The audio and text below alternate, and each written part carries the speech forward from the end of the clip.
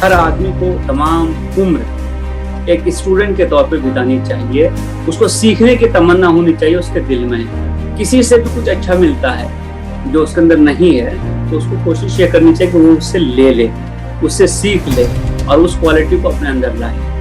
मैंने एंटी नक्सल ऑपरेशन में काम किया है और हमारे यहाँ गढ़चिरौली नक्सल अफेक्टेड डिस्ट्रिक्ट है महाराष्ट्र में, और बहुत सारे ऑपरेशन हम लोगों ने किए। एक फील्ड में रहे, हम लोगों ने एक्सचेंज ऑफ फायर देखा हुआ है, हमने ब्लास्ट देखा हुआ है, हमने इनकाउंटर्स देखे हुए हैं। अब वो एक्सपीरियंस जहाँ के हर आदमी की जान एक ऐसी है, कोई भी आदमी किसी गोली का शिकार हो सकता है। एक आईपीएस ऑफिसर है, उसके साथ साथ सर आप एक पोएट भी हैं, आप एक पब्लिक स्पीकर भी हैं, मोटिवेशनल स्पीकर भी हैं, तो इतना सारा टैलेंट सर एक साथ कहाँ से आया? फंसाना चाहते हैं आपको, अचानक से एक मैसेज आएगा कि आपके डेबिट कार्ड से या क्रेडिट कार्ड से फला जगह पे इतने पैसे निकाल लिए गए या इतने पैसे की खरीदारी कर दी गई। आप कहीं और होंगे और आपका क्रेडिट कार्ड कहीं और इस्तेमाल हो रहा होगा, आपका डेबिट कार्ड किसी और एटीएम में इस्तेमाल हो रहा होगा। इसी को साइबर क्राइम कहते हैं।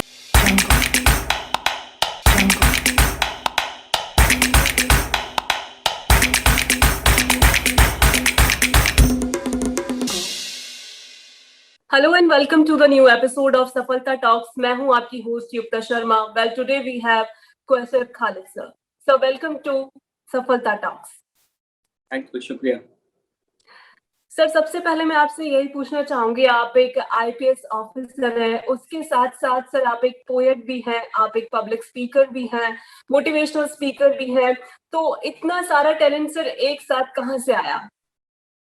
देखो, ऐसा कि बदनामी बहुत जल्दी पहुंचती है। ये बहुत सारी चीजें तुम तक जो पहुंची हैं उतनी सही नहीं है, लेकिन एक चीज है जिसको हम कहते हैं कि जिंदगी तो आपको एक ही मिलने वाली है और हर आदमी के अंदर बहुत सारा पोटेंशियल क्रिएटर रखता है।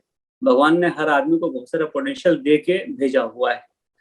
अब ये कि हमारे पास समय बहुत लिमिटेड रहता है, हमको अपने पोटेंशियल को आइडेंटिफाई करके और उसके पीछे बहुत कड़ी मेहनत और सस्टेन्ड हार्डवर्क जो है ना, उससे उसको निखारना पड़ता है। अब यूँ समझ लीजिए जैसे एक हीरा होता है, चमक तो उसके अंदर होती है, लेकिन वो जितना अच्छे ढंग से तराशा और खराशा जाएगा, जैसे कसौटी पे वो कसा जाएगा, जितने हीट और घर्षण से वो गुजरेगा उतना वो चमकेगा। तो मैं समझता हूँ कि हम में हर शख्स में, हर आदमी में, हर इंसान में बहुत सारी कैपेबिलिटीज होती हैं, क्वालिटीज होती हैं। थोड़ा उसको वक्त देना पड़ता है, उसको डेवलप करना पड़ता है और एक चीज़ को समझ के चलना पड़ता है कि ज़िंदगी में कौन सी ऐसी चीज़ें हैं जो छूट जाएंगी और कुछ ऐसी चीज़ें होंगी जो साथ चलेंगी। जो चीज़ें आपके साथ चलेंगी वो आपकी आइडेंटिटी होगी, वो आपकी पहचान बनेगी, और जो चीज़ें छूट जाएंगी हो सकता है कि टेम्पररी, वक्ती तौर पे, तात्कालिक तौर पे वो आपको बहुत अच्छी लगें, बहुत इंपॉर्टेंट भी लगें, उससे आपका इमोशनल अटैचमेंट भी बहुत ज़्यादा हो, लेकिन वो चीज़ें लॉन्ग टर्म में चलती नहीं हैं। तो हमको ये फिक्स करना और ये आइडेंटिफाई करना कि इंटरेस्टिंग क्या है, टेम्पररी क्या है और लॉन्ग लास्टिंग क्या है, वो ज़रूरी है उसको पहचानना। और दूसरी बात ये है कि मैं समझता हूँ कि हर आदमी को तमाम उम्र एक स्टूडेंट के तौर पे बितानी चाहिए। उसको सीखने की तमन्ना होनी चाहिए उसके दिल में। किसी से भी कुछ अच्छा मिलता है जो उसके अंदर नहीं है तो उसको कोशिश ये करनी चाहिए कि वो उससे ले, उससे सीख ले और उस क्वालिटी को अपने अंदर लाए। हम में से बहुत सारे लोग जो सिविल सर्विसेज क्वालिफाई कर जाते हैं या फॉर दैट मैटर जिंदगी में किसी अच्छे पोजीशन पे पहुंच जाते हैं, तो वो इस चीज़ को छोड़ देते हैं। वो समझते हैं कि उन्होंने सब कुछ हासिल कर लिया है, वो द एंड है या क्लाइमैक्स है। मैं समझता हूँ लाइफ में क्लाइमैक्स एक नहीं होता है, बहुत सारे होते हैं। और अगर आप निगाह जो है अपने ऊपर रखेंगे, अपनी निगाह जो है अच्छाइयों की तरफ रखेंगे, अपनी निगाह सीखने और सिखाने की तरफ रखेंगे, तो चीज़ें आपको आएंगी। तो मैंने यही कोशिश की है और आप जो कह रही हैं अगर ये बात सही है तो इसका मतलब कुछ हासिल मुझे भी हुआ है। बिल्कुल सर, हासिल तो आपने बहुत कुछ किया है लाइफ में, जैसा कि मैंने आपके इंट्रो में भी पढ़ा है, आपने अभी तक 3 बुक्स लिखी हैं। आपकी फर्स्ट पोइट्री जो है 2014 में आई थी, सेकंड 2016 में। काफी कुछ सर आपने हासिल किया है और उसके बारे में हम आगे भी चर्चा करेंगे। सर बात कर लेते हैं थोड़ा सा सिविल सर्विसेज की। सिविल सर्विसेज सर आपके लिए मेनली क्या है? मैं समझता हूँ कि सिविल सर्विसेज एक टूल है और रादर सेट ऑफ टूल्स है जो आपको, अगर आपके जहन में या आपकी फितरत में यह बात हो कि मुझे सोसाइटी को कुछ पे बैक करना है, मैंने इतना कुछ सोसाइटी से लिया हुआ है, मैं आज जिस पोजीशन पे हूँ, जहाँ पे हूँ, वो मेरे खुद की कमाई हुई चीज़ नहीं है, इसमें बहुतों का कंट्रीब्यूशन है, बहुत लोगों का योगदान है, बहुत लोगों ने मुझे मदद की है, दुआएं दी हैं, रास्ता दिखाया है, हम जब गिरे हैं तो हाथ दिया है, उठाया है, हाँ, और साथ लेके चले हैं, तो उसको कुछ वापस होना चाहिए सोसाइटी को। एक दूसरी चीज मैं समझता हूँ कि चूंकि हर सोसाइटी जो है वो परफेक्ट जस्टिस के आइडियल पे अगरचे बनी हो, लेकिन उसमें जस्टिस परफेक्ट नहीं होता है, इनजस्टिसेस होते हैं, वहाँ ऊंच नीच होगी, छोटे बड़े होंगे, रिच पुअर होगा, हैव नॉट्स होंगे, पावरफुल और पावरलेस लोग होंगे, और ये कन्फ्लिक्ट हमेशा चलेगा क्योंकि इंटरेस्ट की वजह से कन्फ्लिक्ट जनरेट होते हैं। इसमें बहुत बार ऐसा होता है कि जिसके पास कम पावर है, जो कमजोर है, जो वीकर है, उस पर अन्याय हो जाता है। तो ऐसे आदमी को मदद करना, उसके साथ खड़े होना, उसको रास्ता दिखाना, उसको न्याय दिलाना, मैं समझता हूँ कि इंसानी फितरत की जो है अर्ज है, अंदर से ये अर्ज आती है। तो सिविल सर्विस आपको टूल मुहैया करा देते हैं जिसके जरिए आप जिस भी फील्ड में, चोजन फील्ड में, उसमें आप जस्टिस कर सकते हैं, मदद कर सकते हैं। इसके अलावा जो गवर्नमेंट का प्रोग्रेस है, हम जहाँ पे भी जाना चाहते हैं, हमारा जो भी एम, एस्पिरेशन है, विजन है, इंडिया को ग्रेट बनाना है, अपने देश को उन बुलंदियों पे लेके जाना है जो हमारे फ्रीडम फाइटर्स का और फाउंडिंग फादर्स का सपना था, तो उसके लिए रिसोर्सेज चाहिए। वो रिसोर्सेज कहाँ से आएंगे? लोगों से आएंगे। तो कैसे असेसमेंट करना, वो रिसोर्सेज कलेक्ट करना, वो सरकार के पास पहुंचाना, ये भी एक जिम्मेदारी है। इसी तरह सिक्योरिटी के एस्पेक्ट्स हों, एडमिनिस्ट्रेशन के एस्पेक्ट्स हों, हेल्थ हो, न्यूट्रिशन हो, सैनिटेशन हो, सेफ ड्रिंकिंग वाटर हो, जो भी हो, गवर्नमेंट के अलग अलग फैसेट्स हैं और सिविल सर्विसेज इन्हीं जरूरतों को पूरा करने के लिए आपको एक टूल मुहैया कराता है, एक टूल किट है। मैं पुलिस में, तो मेरा टूल किट क्या है कि जिससे इंजस्टिस हुआ है, जिसके लाइफ, डिग्निटी या प्रॉपर्टी के खिलाफ किसी आदमी ने कोई ज्यादती की है, तो लॉ के मुताबिक जो केस दाखिल करना है वो दाखिल करना है, लॉ के मुताबिक जो इन्वेस्टिगेशन होनी है वो होनी है, लॉ के मुताबिक अगर मैं ये पाता हूँ कि इस आदमी के खिलाफ जो कि एक्यूज है, चार्जशीट होनी चाहिए, तो मैं कोर्ट में चार्जशीट करूंगा और मैं कोशिश ये करूंगा कि उसकी कन्विक्शन हो और विक्टिम को न्याय मिले। ये मेरा टूल किट है। उसी ढंग से अगर एडमिनिस्ट्रेटिव सर्विस में तो उसका डिफरेंट टूल किट है, अगर रेवेन्यू में तो डिफरेंट टूल किट है, but essentially it is a tool kit. और हम लोग सिर्फ उसको एक कस्टोडियन है फॉर ए टाइम बीइंग, क्योंकि एक बार आप इस सफर में आ गए 30, 35, 36, 38 साल, 40 साल, उसके बाद आपने निकल जाना है यहाँ से। यहाँ से जब निकल जाना है तो ये टूल आपके हाथ से निकल जाएगा। तो हमको हमेशा ये मान के चलना चाहिए कि ये परमानेंट नहीं है, ये आपको एक लिमिटेड पीरियड के लिए दिया हुआ है, और जब ये वक्त खत्म हो जाएगा तो सोसाइटी जरूर हिसाब इसका करेगी कि आप ट्रस्टी जो थे वो वर्थवाइल थे, सही थे, अच्छे थे, कि आपने सिर्फ वक्त जाय किया है और आपको जो रिस्पॉन्सिबिलिटी दी गई है वो रिस्पॉन्सिबिलिटी आप निभाने में कामयाब नहीं रहे, या टू द सेटिस्फेक्शन, आपका एम्प्लॉयर सोसाइटी है, आपका एम्प्लॉयर समाज है, उसके सेटिस्फेक्शन पे आप नहीं उतर पाए। तो मैं समझता हूँ कि जब हमारा सफर खत्म हो तो हमको हमेशा ये एहसास होना चाहिए, I try to do my best, to the best of my capability, I try to do service to the people. और ये वो चीज़ है जो मैं समझता हूँ कि मेरा विजन है सिविल सर्विसेज के लिए, कि मैं क्यों आया इसमें। और मैं समझता हूँ कि हर आदमी जिसके पास कुछ आइडियल है जिंदगी में, जो समाज में कुछ बदलाव लाना चाहता है, थोड़ा सा पॉजिटिव, अन्याय को कम करना चाहता है, इस कंट्री की प्रॉस्पेरिटी को बढ़ाना चाहता है, गरीबों की मदद करना चाहता है, लोगों की सेवा करना चाहता है, as a servant of people, उसको सिविल सर्विस में आना चाहिए। और जो राज करना चाहते हैं वो किसी और जगह जाकर किस्मत आजमाएं। ये सर्विस राज करने के लिए नहीं, ये सेवा करने के लिए। बिल्कुल सर, आप 1997 बैच से हैं, ओवरऑल आपको 25 इयर्स अब हो चुके हैं इस फील्ड में। सर अभी तक आपका ऐसा कौन सा इंसिडेंट रहा है जो बहुत ही मेमोरेबल हो या आपको बहुत इंस्पायर किया हो अभी तक? मतलब तुमने मुझे अपने उम्र की और अपने बुढ़ापे की याद दिलाई है, कोई बात नहीं। अब ऐसा है कि जैसे मैंने बताया ना कि 30-35 साल की सर्विस होती है, 25 हो चुके तो 10 ही बचे होंगे, 10, 11, 12 बचे हुए हैं। बहरहाल मैं समझता हूँ कि जहाँ पे भी हमने काम किया है और कोई भी काम करता है तो बहुत सारे इंसिडेंट्स आते हैं, और उसकी वैरायटी इतनी अलग अलग है कि शायद एक को दूसरे से कंपेयर नहीं किया जा सकता है। मैंने एंटी नक्सल ऑपरेशन में काम किया है और हमारे यहाँ गढ़चिरौली नक्सल अफेक्टेड डिस्ट्रिक्ट है महाराष्ट्र में, और बहुत सारे ऑपरेशन हम लोगों ने किए, फील्ड में रहे, हम लोगों ने एक्सचेंज ऑफ फायर देखा हुआ है, हमने ब्लास्ट देखा हुआ है, हमने इनकाउंटर्स देखे हुए हैं।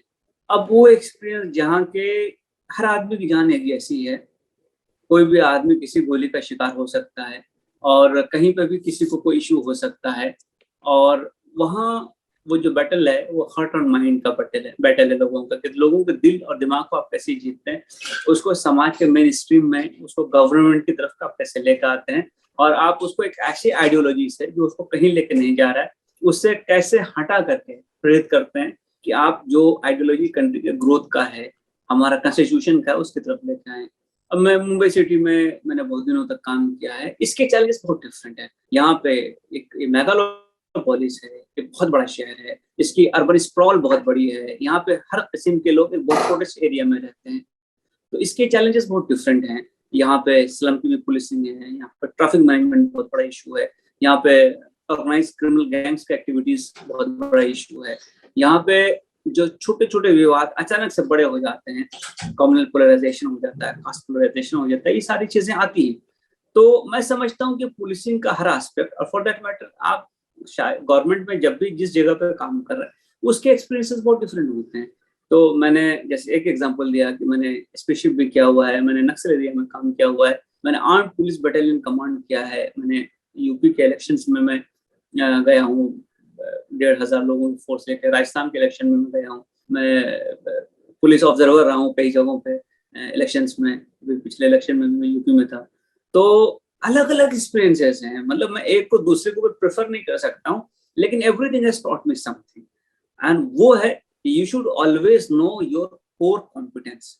आपको अपना सब्जेक्ट मैटर मालूम होना चाहिए, आपकी जो कोर कॉम्पिटेंस है, कोर आपका जो एरिया है, उसके बारे में आपको जानकारी होनी चाहिए, उसके बारे में लॉ, उसके बारे में प्रोसीजर, उसके बारे में साइंटिफिक डेवलपमेंट, उसके बारे में ह्यूमन साइकी, इन सब चीजों को जब तक आप नहीं जानते हैं और उसको आप यूज करके एक टीम नहीं क्रिएट करते हैं, you will not be successful.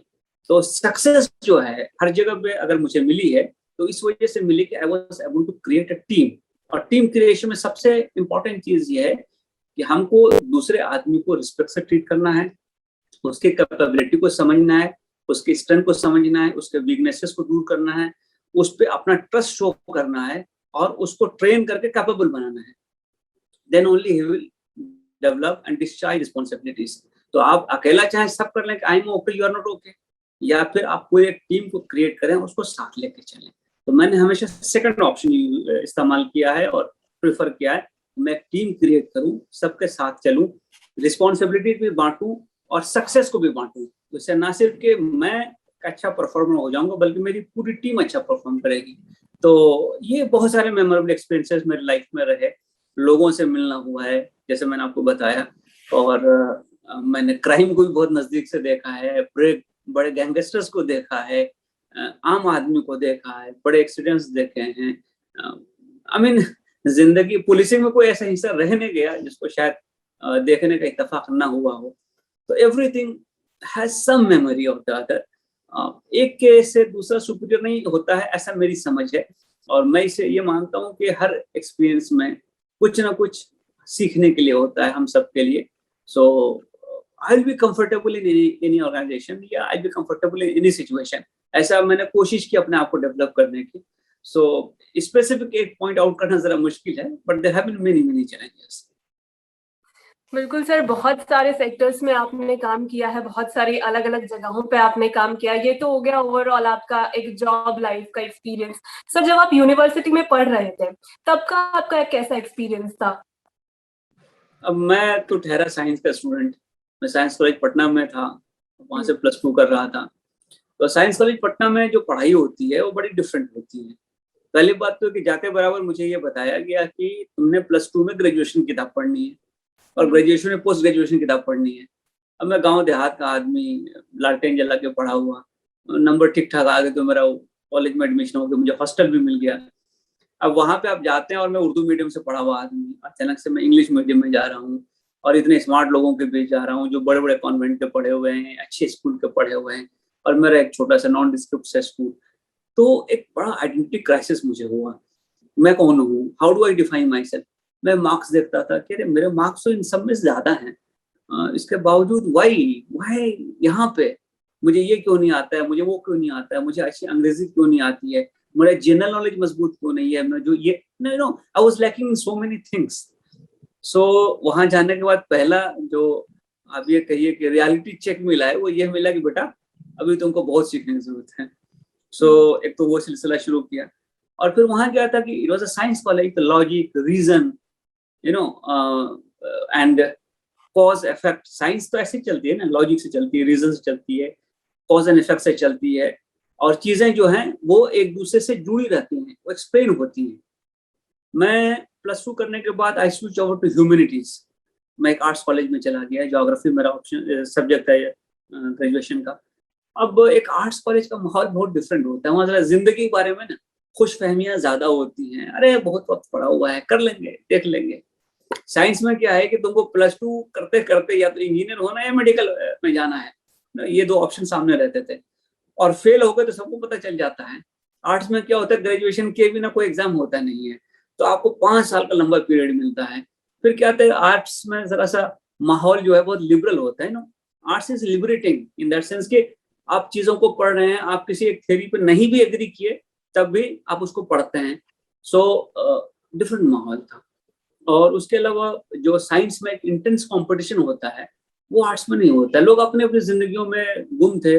और अगर आप अर्ली 90s का कॉलेज इन्वायरमेंट देखें और स्पेशली बिहार देखें तो बहुत सारी अनडिजायरेबल चीजें कैंपस में थी उस वक्त। लोग आम से लेके आ जाते थे और कई चीजें हो जाती थी, और पावर का यूज होता था, बाहर से बच्चे आ जाते थे, पिटाइयाँ भी हो जाती थी एंड ऑल दैट। तो एक घबराहट भी होती थी कि यार मैं कहाँ आ गया, और but then I one has to cope up with that. तो वो सीखा कि सर्वाइवल कैसे होता है। फिर क्या था कि साइंस से चूंकि हम पढ़ के गए थे तो थोड़ा हमको पढ़ने का शौक था, और वहाँ ऑलरेडी क्लास के कुछ टॉपर, उनका कुछ ग्रुप, उनके वेल विशर्स ऐसे होते हैं, और मैं जाकर फर्स्ट ईयर में टॉप कर गया। तो then I saw the true face of human nature की आदमी को बहुत दुख होता है अगर कोई बाहर का आदमी आ जाए और अचानक से पूरा जो पावर इक्वेशन है उसको वो अपसेट कर दे। So it was a different experience. और फिर हमको कभी ये भी लगता था कि वहां तो लोग इतना पढ़ते थे, उतना no they were all into focused कि ये करना है। आर्ट कॉलेज में डिफरेंट था, तो that taught us a lot of things. But then humanities पढ़ने से, लिबरल आर्ट पढ़ने से your vision increases, it widens, और आप जिंदगी और उसकी हकीकतों के बारे में, फिलॉसफीज के बारे में, आइडियोलॉजीज के बारे में, पॉलिटिकल सिस्टम्स के बारे में, इंटरनेशनल रिलेशन के बारे में, हिस्ट्री, सोशियोलॉजी, साइकोलॉजी, इकोनॉमिक्स, ये ऐसे विषय हैं जिसमें कि there is a lot of scope of divergence. बहुत सारी चीजें डिसएग्री होती हैं, लोग नहीं एग्री करते एक थ्योरी पे, एक चीज पे, लेकिन फिर भी उसको पढ़ते हैं। So that gave us a different kind of exposure. मैं समझता हूँ कि अगर मैं आर्ट्स कॉलेज नहीं गया होता, पटना कॉलेज पटना, तो शायद मैं जिंदगी में बहुत सारी चीजें कभी समझ नहीं पाता, या जिस ढंग से आज मैं उसको परसीव कर सकता हूँ, अंडरस्टैंड कर सकता हूँ या एक्सप्लेन कर सकता हूँ, वो शायद मुश्किल होती। तो it taught me lot of things. Science में क्या होता है कि चीजें नॉर्मल, क्योंकि बच्चे ज्यादा बदमाश नहीं होते ना, पढ़ने वाले बच्चे होते हैं। आर्ट्स तरह चलता है, वो हॉकी रूम लोग रखते हैं ऑल दैट। सो हमारा सेशन 2 साल लेट हो गया। तो यू अंडरस्टैंड कि जो मुझे 92 में ग्रेजुएशन कंप्लीट करना था वो 94 में जाके हुआ है। फिर एक बार वॉकआउट हो गया, और वॉकआउट आई डोंट नो, मतलब उसमें बहुत मेजर वायलेंस हो गया, पथराव हो गया, कुछ बड़े भाई लोगों ने वीसी गाड़ी को जला दिया, CRPF had to be called, और मैं निकला नहीं है वॉकआउट में। तो मेरे पे बहुत पथराव किया लोगों ने कि ये एग्जाम दे रहा है, ये हम सबको जो है बर्बाद करेगा, हमारा ईयर खत्म हो जाएगा। So we had a lot of difficult times, और बट ठीक है, we learn lot of things. Then when you go for civil services, वो और बहुत डिफरेंट चीज है। सिविल सर्विस में अचानक से आप आके ये समझने लगते हैं कि ये इस चीज का टेस्ट नहीं है कि आप कितना जानते हैं, ये इस चीज का टेस्ट है कि आप दूसरे से ज्यादा कितना जानते हैं। आप कैसे लिखते हैं ये इंपॉर्टेंट नहीं है, आप दूसरे से बेहतर कितना लिखते हैं वो इंपॉर्टेंट है। तो ये जो एक्सेलेंस है कॉलेज में, एक्सेलेंस का कभी उसकी जरूरत नहीं पड़ी, because we are all more और लेस इक्वल। साइंस कॉलेज में तो एक से एक टैलेंट थे, तो पटना कॉलेज में बहुत सारे अच्छे स्टूडेंट थे, हम हॉस्टल में रहे पटना कॉलेज में भी, तो वहां पे भी हमको बहुत अच्छे लोगों का ग्रुप मिला। तो we were more less sailing the same boat, we were equals in terms of talent, in terms of mental faculties and all that. लेकिन जब हम दिल्ली गए और सिविल सर्विस की तैयारी में हमदर्द स्टडी सर्किल में रहने लगे, तब मुझे इस बात का एहसास हुआ कि वहाँ का बेस्ट जरूरी नहीं कि यहाँ के लिए मतलब ठीक ठाक भी हो, यहाँ दूसरा सिक्का चलता है। सो वहाँ से एक रीजनेबली ठीक स्टूडेंट से एक्सीलेंस की तरफ जाने का जो सफर था, उसमें और बहुत ज्यादा मेहनत लगती है, बहुत फोकस लगता है, और कभी कभी आदमी फ्रस्ट्रेट हो जाता है, कब खत्म होगा, कब तक पढ़ना पड़ेगा, कब तक ये रूटीन चलेगी। It takes 2, 3, 4 years, sometime 5 years। लेकिन बहरहाल वो भी सफ़र एक दिन ख़त्म हो गया।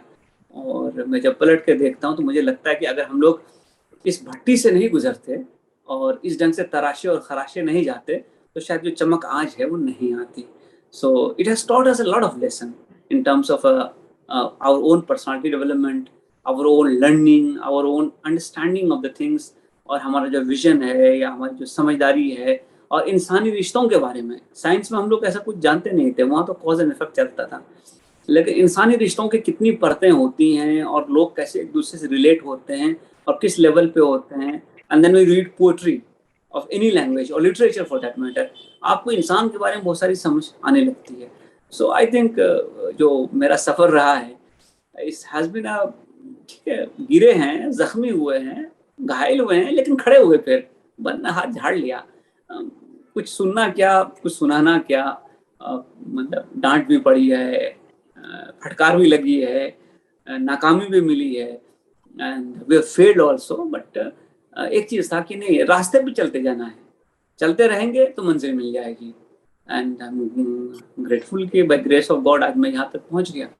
सो अगर तुम सफर को देखोगे तो खट्टी मीठी बहुत सारी यादें हैं, लेकिन ठीक है, मतलब ऑल इन ऑल अगर हम इसको समझें तो मैं समझता हूँ कि कुछ चीज़ें हासिल हुई और कहीं पे एक्सपीरियंस हासिल हुआ कि ज़िंदगी में क्या नहीं करना चाहिए, वो भी समझना उतना ही इम्पोर्टेंट है जितना कि क्या करना चाहिए। So here I am.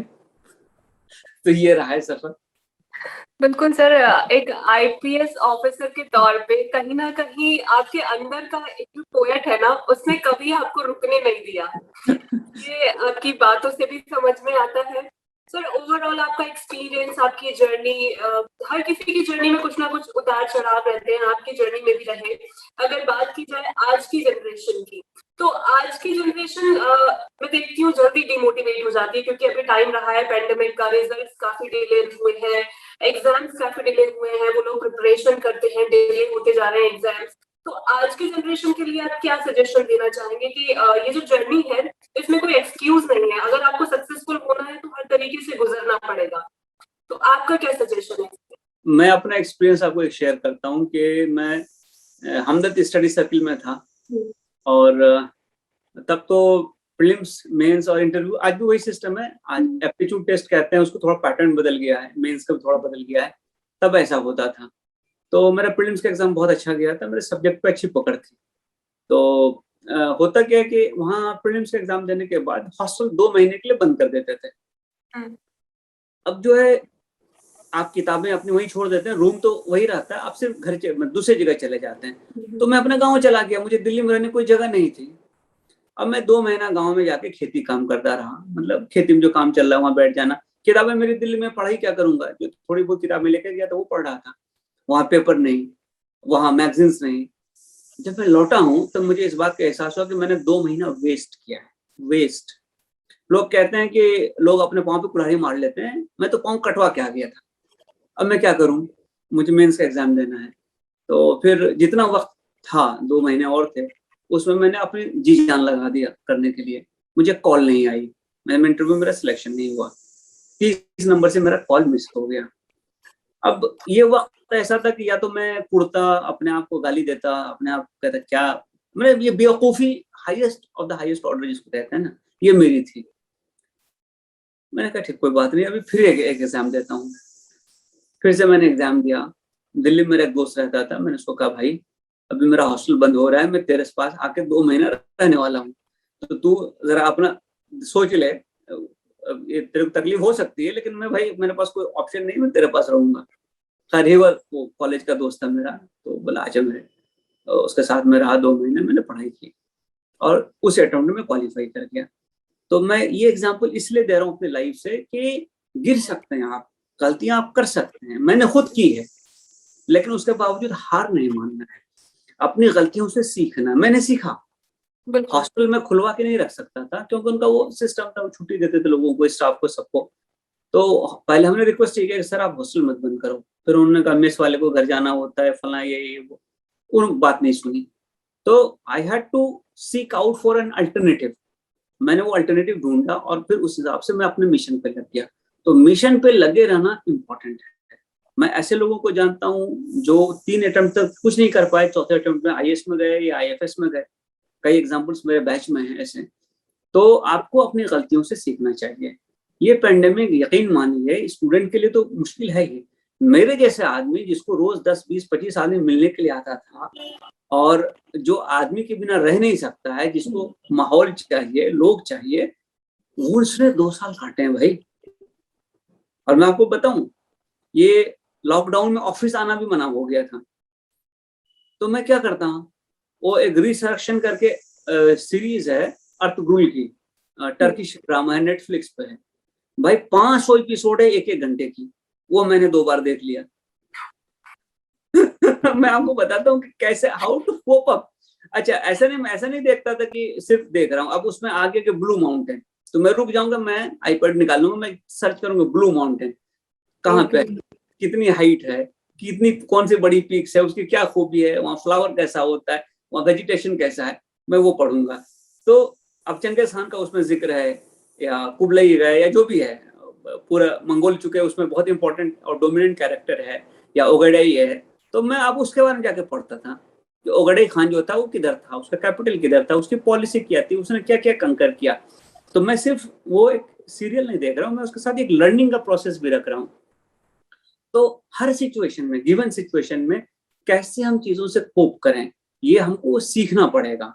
उसके सिवा, क्योंकि nobody is going to change this situation. अब बाय ग्रेस ऑफ गॉड ये कोरोना का नंबर घट रहा है, लेकिन अभी आज भी मैं पेपर पढ़ रहा था, आज केरल के नंबर्स बहुत अलार्मिंग है, 32,000 केसेस से ज्यादा है आज। तो ये कब तक खत्म होगा इसके बारे में कोई सर्टेनिटी अभी भी नहीं है। स्कूल्स कब खुलेंगे कोई सर्टेनिटी अभी भी नहीं है। तो हमको उसी में कुछ ना कुछ कोपिंग मैकेनिज्म डेवलप करना पड़ेगा। और मैं समझता हूँ कि हमें हर आदमी के अंदर एक इनबिल्ट कैपेबिलिटी है कि उसका कैथारसिस किस चीज से होता है। किसी का म्यूजिक से हो सकता है, किसी का स्पोर्ट्स से हो सकता है, किसी का एक्सरसाइज से हो सकता है, किसी का कुछ राइटिंग से हो सकता है, किसी का पेंटिंग से हो सकता है, किसी का और किसी चीज से हो सकता है, किसी का कुकिंग से हो सकता है। तो find out that one hobby which gives you pleasure, which gives you happiness. कोशिश करो थोड़ा देर उसमें वक्त लगाने का। तो ये बहुत ग्लूमी टाइम है, इससे निकलने के लिए हमको उस हॉबी को ढूंढना पड़ेगा, या उस सेट ऑफ हॉबीज को ढूंढना पड़ेगा जो हमारी डेवलपमेंट को इम्पिंच किए बिना हमको एक कैथार्टिक एक्सपीरियंस देते हैं, हमारे दुखों को हल्का करते हैं, हमारी खुशी को बढ़ाते हैं, और हमको जीने का हौसला देते हैं। आप गिरेंगे, मैं खुद गिरा हूँ, मैंने बताया ना, मैं अपनी एक बेवकूफी अभी आपके साथ शेयर की है, अगर और शेयर करने लगूं तो बहुत वक्त लग जाएगा। तो ऐसा नहीं है कि अगर मैं यहाँ बैठा हूँ तो मैं हमेशा एकदम से परफेक्ट आदमी था, ऐसा नहीं था। बहुत सारी वीकनेसेस हमारी भी रही हैं, बहुत सारी गलतियां मैंने भी की, असेसमेंट की गलती होती है, मैं ऑप्शनल गलत सेलेक्ट किया हूँ, ऑप्शनल मुझे चेंज करना पड़ा। और उस चेंज करने से 1 साल पहले एक आदमी ने मुझे सजेशन दिया था, तो तुम लिटरेचर ले लो, तुम्हारी लिटरेचर पर अच्छी पकड़ है। तो मैंने समझा ये मुझे बताएंगे, मैं इतना पढ़ के आया हूँ। जब मैंने एक एग्जाम दिया तो मुझे ये बात समझ में आ गई कि मैं अपनी इस ईगो के चक्कर में, या चक्कर में ये बेवकूफी कर गया हूँ। मैं अगर लिटरेचर पढ़ रहा होता तो सेम अमाउंट ऑफ हार्डवर्क में मैं ज्यादा मार्क्स स्कोर कर सकता था, क्योंकि मेरे अंदर फ्लेयर था। हो सकता है आपका फ्लेयर किसी और चीज का हो, मैं एक एग्जाम्पल बता रहा हूँ। तो इस ढंग से कई चीजें होती हैं कि हमको अपनी चीजों को पहचानना होता है, अपनी गलतियों से सीखना होता है। ये अगर हम नहीं करेंगे तो हम इम्प्रूव नहीं करते हैं। जो आदमी फेल होते हैं, जो सक्सेसफुल नहीं हो पाते हैं, उनकी प्रॉब्लम क्या है, आप देखिएगा कि वो मार्क्स का एक लेवल अटेंड कर लेते हैं, उससे ऊपर नहीं जा पाते हैं। इसका मतलब कहीं ना कहीं उनमें एक बेसिक फ्लो है जिसको वो एड्रेस नहीं कर पा रहे हैं। तो उसको एड्रेस करना जरूरी है। तो everybody learns from his own mistakes also. दूसरे की मिस्टेक से अगर आप सीख लें तो बहुत अच्छी बात है, लेकिन इंसान की फितरत ऐसी वाकई हुई है कि वो अपने ही मिस्टेक से सीखता है। जब तक उसको धक्का नहीं लगता है ना, उसको समझ में बात नहीं आती है। तो आप गिरते हैं, आप धक्का खाते हैं, तो देन यू रियलाइज कि yes, this is what I did and this is what my mistake was, और मुझे इसको इम्प्रूव कैसे करना है। तो इज दिस वे। बिल्कुल सर, ठोकरें सबको लगती है, ठोकरों से ही इंसान सीखता भी है। सर, सिविल सर्विसेज की अगर बात की जाए तो कम्युनिकेशन जो है एक काफी इम्पोर्टेंट रोल निभाता है इसमें। और अगर लैंग्वेज बैरियर की भी बात की जाए तो सर, जैसा आपने स्टार्टिंग पॉइंट में बताया था कि जब आप यूनिवर्सिटी गए थे तो आपको लगता था कि ये सब लोग अंग्रेजी में बात कर रहे हैं, किस तरीके से सीखूं, बात करूं। आज भी बहुत सारे 80% स्टूडेंट्स के साथ ये प्रॉब्लम आती है कि क्योंकि सिविल सर्विसेज में हिंदी भी आना बहुत जरूरी है, इंग्लिश भी आना बहुत जरूरी है।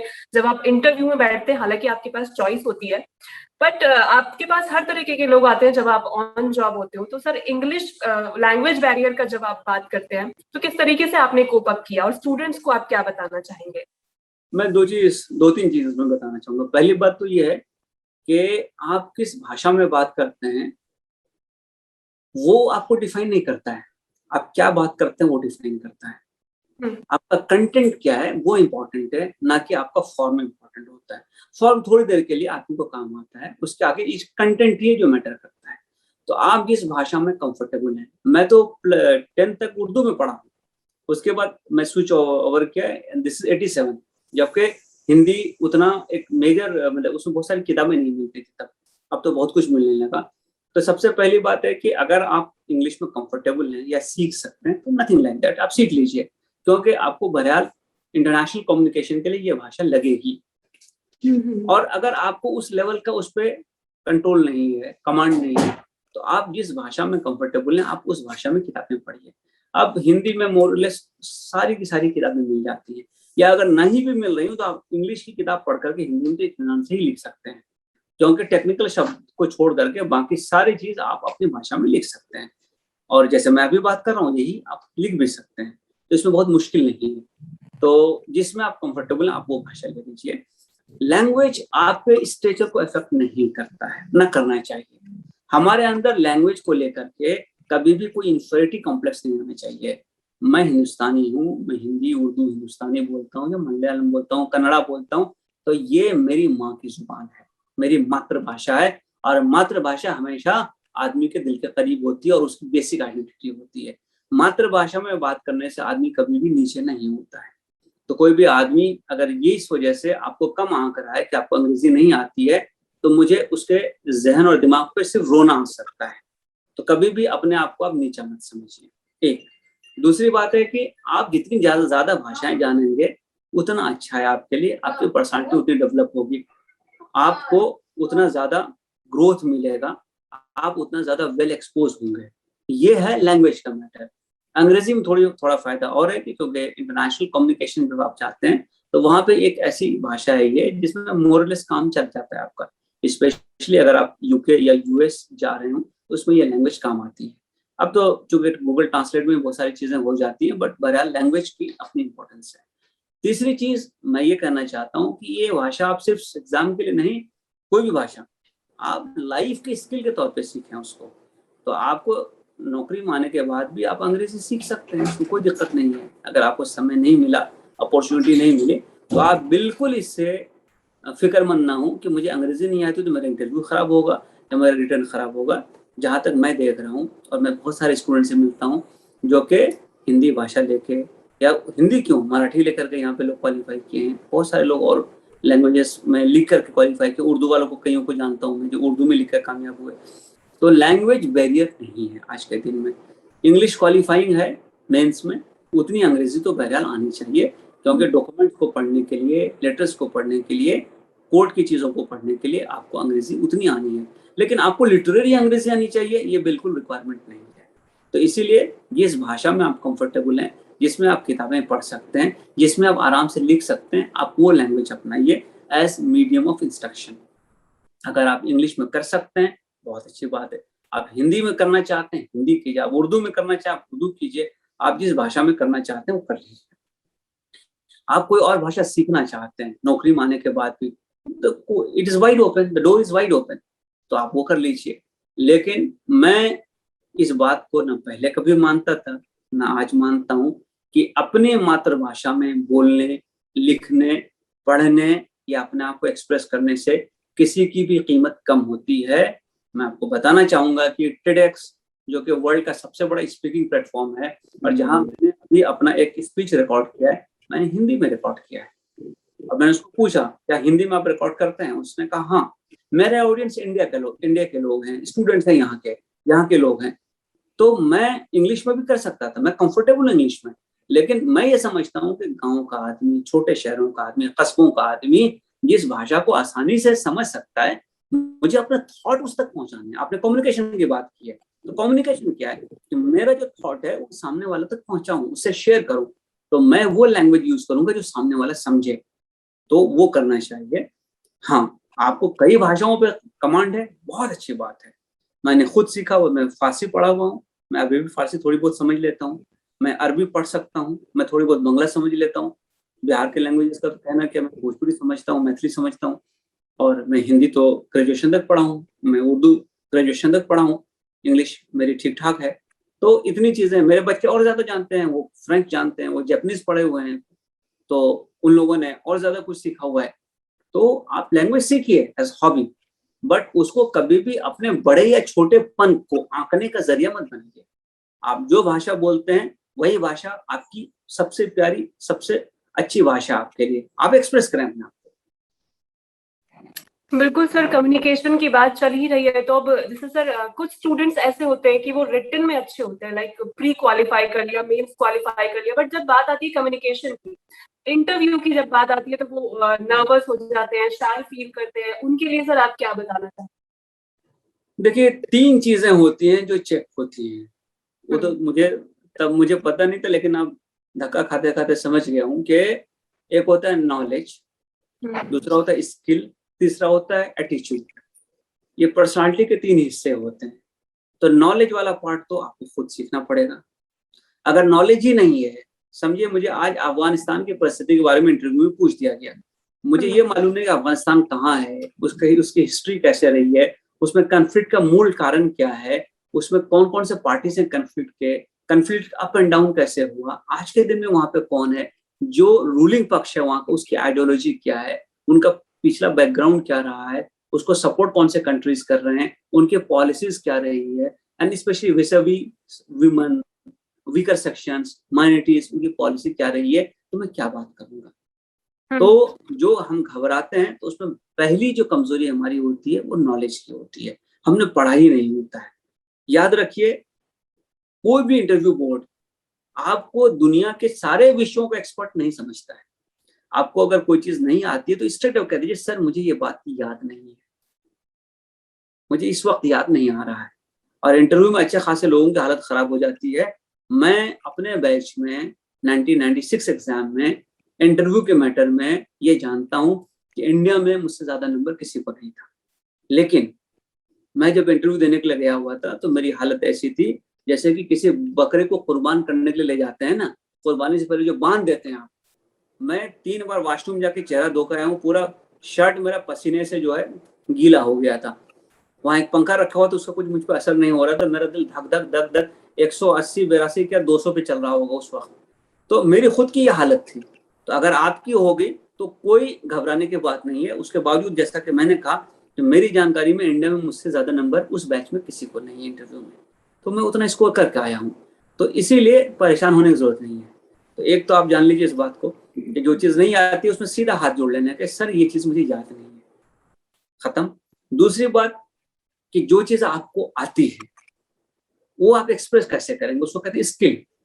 स्किल क्या है कि मैं भी अगर मुझे एक राइफल दे देंगे, फायर करूंगा तो गोली जाएगी सामने, लेकिन जो इंटरनेशनल शूटर होता है वो बुल में गोली मारता है। उसको 10 गोली मिलती है तो उसमें 9 बुल में मार देता है, 10 भी मार देता है। मैं मारूंगा तो एक शॉट लग जाए बहुत, बाकी इधर उधर जाएगी। प्रैक्टिस, तो स्किल प्रैक्टिस से आता है। वही कोई सचिन तेंदुलकर बन जाता है, कोई आदमी जो है वो ऐसे ही घूमता है, कॉलेज टीम में भी सिलेक्ट नहीं होता। तो आप जितना प्रैक्टिस करेंगे आपको उतना अच्छा उसको एक्सप्रेस करना आएगा, आपका शॉट उतना अच्छा होगा। तो प्रैक्टिस बहुत इंपॉर्टेंट है, इसको स्किल कहते हैं। तो स्किल जो है वो मेहनत करने से आती है, बार बार करते रहने से आती है। इंटरव्यू के लिए अगर आपको प्रैक्टिस करना है, आप कोई नहीं हो तो मिरर के सामने बैठिए और देखिए आप कैसे बात कर रहे हैं। आपका लहजा कैसा है, आपकी बॉडी लैंग्वेज कैसा है, आपका चेहरे पे तनाव कैसा है, आप बात को कैसे एक्सप्रेस कर रहे हैं। और अब तो मोबाइल सबके पास है, रिकॉर्ड कर सकते हैं आप, ऑडियो तो रिकॉर्ड हो ही सकता है। फिर से सुनिए, आप सवाल का जवाब आप कैसे देते हैं, फिर खुद उसको एनालाइज कीजिए कि मैं कहाँ कम रह गया, कमी कहाँ रही, कहाँ मैं ठीक से एक्सप्रेस नहीं कर पाया चीजों को। तो स्किल है। और तीसरी चीज है वो एटीट्यूड, वो बहुत इंपॉर्टेंट पार्ट है कि आप पॉजिटिव रहना चाहिए, आप होपफुल रहने चाहिए, आप प्रॉब्लम सॉल्वर के तौर पे सामने आना चाहिए, आप पेसिमिस्ट नहीं दिखना चाहिए, और आप सच को सच कहने का हौसला आपके पास होना चाहिए बिना झगड़े हुए। अगर आप इंटरव्यू बोर्ड में चर्चा हो जाए किसी विषय पे और कोई बोर्ड का मेंबर या बोर्ड आपसे एग्री नहीं कर रहा हो तो मुझे उससे झगड़ने की जरूरत नहीं है। मैं ये कहूँगा सर, मेरी जानकारी में जितना मैंने पढ़ा है और जितना मैंने इस पर विचार किया, मुझे लगता है कि ये चीज सही है, खत्म हो गया, मैंने अपना पक्ष रख दिया। तो एग्री टू डिसएग्री भी इंपॉर्टेंट होता है। तो एटीट्यूड आपका क्या है, आप अप्रोच कैसे करते हो उस प्रॉब्लम को, उस क्वेश्चन को अप्रोच कैसे करते हो, वो बहुत इंपॉर्टेंट है। तो मैं समझता हूँ कि अगर ये तीनों चीजों को आप ध्यान रखिएगा तो इंटरव्यू में आप कभी मार नहीं खाइएगा। इंटरव्यू आपके फिल्म का ऑडिशन नहीं है, आपको बहुत स्मार्ट नजर आना चाहिए और आप बिल्कुल चॉकलेटी हीरो नजर आए, बिल्कुल इसकी जरूरत नहीं है। आप नीट एंड क्लीन हो, आपके कपड़े साफ सुथरे हो, आपके बॉडी से कॉन्फिडेंस झलक रहा हो, आप पे नॉलेज की रमक हो, उसकी ब्रिलियंस हो नॉलेज की, आप जब बात करें तो सिंसियर मालूम हो, और आप बिल्कुल ऐसा लगे कि हाँ, ये आदमी को अगर मैं कोई प्रॉब्लम दे दूंगा तो ये अपना बेस्ट एफर्ट लगाएगा उसको सॉल्व करने के लिए। मैं समझता हूँ कि अगर इस अप्रोच से, इस एटीट्यूड से हम गए तो इंटरव्यू में हमको अच्छा मार्क्स आएगा। बिल्कुल सर, आपने बहुत ही अच्छे तरीके से इंटरव्यू वाला पार्ट जो है एक्सप्लेन कर दिया, क्योंकि मेनली स्टूडेंट्स का प्रॉब्लम यही होता है, पहले भी और आज के टाइम में भी प्री क्वालिफाई करते थे, प्री क्वालिफाई करते थे, के बाद आपने सही कहा कि रेट ऑफ नॉलेज रहता है, तभी वो बराबर हो जाते हैं स्टार्ट करते हैं, और फिर आंसर को अच्छी हो जाता है, कहीं ना कहीं गलत बोल देते हैं। सर ओवरऑल हमने यहाँ से बहुत सारी बातें जानी, फिर अब बात कर लेते हैं कुछ पोएट्री। सर आपकी जो मोस्ट फेवरेट पोएट्री होगी, थोड़ा सा शेयर कीजिए, थोड़ा सा। मुझे छुटकारा यहाँ पे भी नहीं है। मोस्ट अमेजिंग पार्ट था ये मेरे लिए। कुछ एक दो शेर सुन लीजिए आप, जो मेरा पैगाम भी है कि कई जगह पे मैंने इसको पढ़ा भी है कि दो शेर कि छुप के सीने में एक आंख सी तो रहे, कि आपके दिल में काहे चीज अंदर कितना भी हो ना, दबा कितना भी हो, लेकिन एक आंख तो रहनी चाहिए। छुप के सीने में एक आंख सी तो रहे, शहरे जहां में, शहरे जहां ऐसा शहर जहां आपकी जिंदगी रहती हो, मतलब दिल। तो शहरे जहां में कहीं रोशनी तो रहे, छुप के सीने में एक आंख सी तो रहे, शहरे जहां में कहीं रोशनी तो रहे, और ये है दौरे हवस। दौरे हवस, age of greed, age of desire. तो ये है दौरे हवस, लेकिन ऐसा भी क्या, ये है दौरे हवस लेकिन ऐसा भी क्या, आदमी कम से कम आदमी तो रहे। तो आदमी कम से कम आदमी तो रहे, यही मेरा पैगाम भी है। और मैं तमाम उन लोगों को जो आज सपना देख रहे हैं जिंदगी में कुछ अच्छा करने का, अच्छा करने के बाद वाले सफर के बारे में ये बताना चाहूंगा। आप कितना भी ऊंचे चले जाएं, कितने भी बड़े मुकाम पे पहुंच जाएं, अपने अंदर की इंसानियत को कभी भी जाने ना दें। इंसान हमेशा बने रहें और कभी नहीं भूलें कि आप कहाँ से आए हैं, आपकी मिट्टी कहाँ की है, आप किस समाज से आए, और वापिस उसको कुछ करें और अपने जैसे 5, 10, 20, 50, 100 लोगों को जिंदगी में खड़ा करें जो आपसे भी आगे निकल जाए। तो मुझे लगता है कि लाइफ आपकी तब एक सक्सेसफुल लाइफ है, तब आपने वाकई जिंदगी जी है। वरना तो हजारों लाखों लोग हर साल मरते हैं, कौन किसको याद करता है। बिल्कुल सही कहा सर आपने। एक ऑफिसर बनने से पहले सबसे पहला जरूरी है कि एक अच्छा इंसान होना बहुत ज्यादा जरूरी है, और डाउन टू अर्थ होना भी बहुत ज्यादा जरूरी है। सर सफलता टॉक से जुड़ने के लिए आपका बहुत बहुत धन्यवाद, और इस पोइट्री के लिए भी आपका बहुत बहुत धन्यवाद सर। बहुत अच्छा लगा आपसे बात करके। शुक्रिया युक्ता, थैंक यू, मेहरबानी, bye. Thank you sir, thank you so much.